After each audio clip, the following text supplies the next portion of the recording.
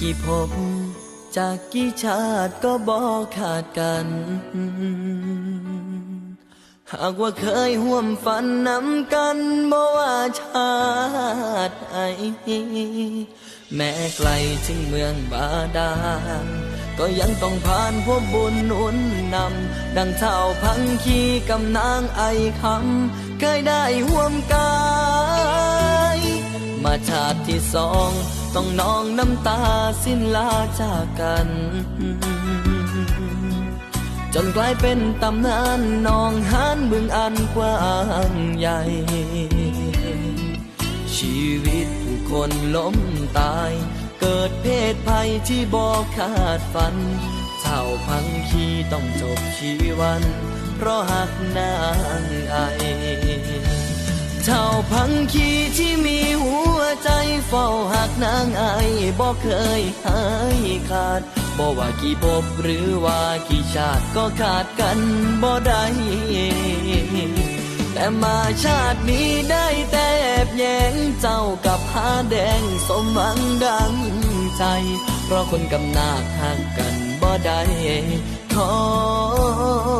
ไปตามทางจะจบชาตินี้หรือจะมีอีกชาติต่อไปขออธิษฐานไว้ด้วยหัวใจให้เจออีกครั้งชาตินี้ให้เท้าผ้าแดงได้เป็นคู่คำแพงไอ้คำเพื่อชดใช้บาปที่ได้ทำกับเจ้าชาติก่อน